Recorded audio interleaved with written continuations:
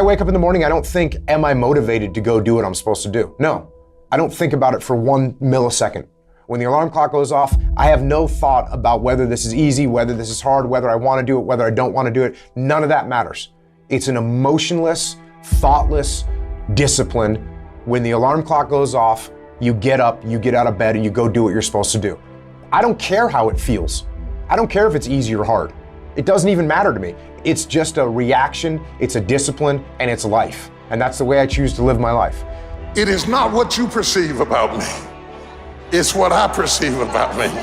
It's not what they say about you that matters.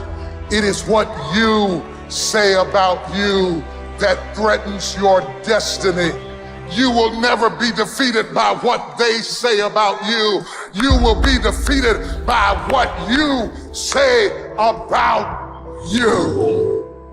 The difference between successful people and non-successful people is here. You have to change this.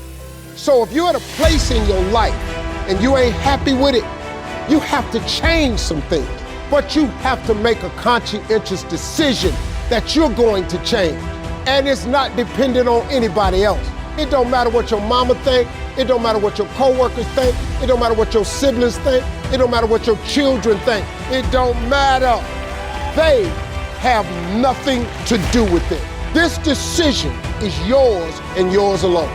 Your hardships, your challenges, your situation will either be the reason you don't make it, or it will be the story you tell when you do make it, and you get to make that choice. Those of you that are achieving, one of the reasons the achievement is slowed down is you've allowed yourself to feel less desperate.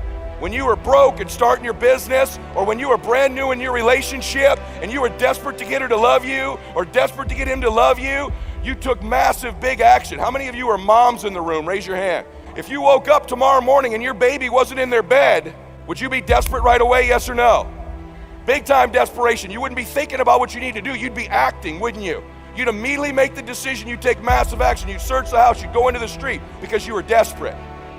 So when you remove desperation, where you think you have to have the perfect plan and look the perfect way and have the perfect thoughts and be all zen and perfect, what you need is to be desperate. What you need is to get after it.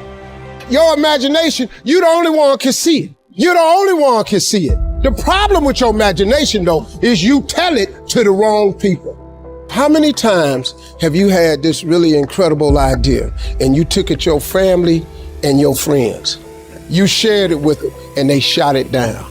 You know why they shot it down? Because they couldn't see it. See, all this stuff you've been imagining, you ought to start working on it. Your real life is in your imagination. Dust off your imagination and just go for it. You got to try. Quit waking up thinking you ain't got no say-so in your life. You have a choice in this matter. You can't stop what happened to you, but you can doggone sure do something about what happened to you. Life is 10% what happened to you, it's 90% what you do about it.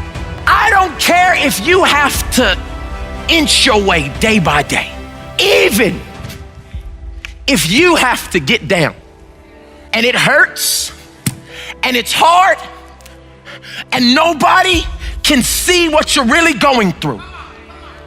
If you don't quit. If you want to know something about yourself, sit on your bed one night and say, what's one thing I'm doing wrong, that I know I'm doing wrong, that I could fix, that I would fix? You meditate on that, you'll get an answer. And it won't be one you want, but it'll be the necessary one. Everything that's happening to you is God is processing you. Every difficult moment you're having, He just processing you. That's all He's doing. Everything you're going through is preparing you for what you ask God for. And if you need to be tough when you get to where you're going, then He gonna toughen you. If you gotta be more caring along the way, He gonna let you have some trials come your way that's gonna have to produce that in you. If you want to begin to move, you've got to clear your mind of all the unnecessary luggage and baggage that's weighing us down. You're going to have people to do things to you. Things are going to happen to you. And the most important thing to do is to harness your will and let it go and move so you can grow, so you can get on with your life. It doesn't matter about what happens to you. What matters is, what are you going to do about it?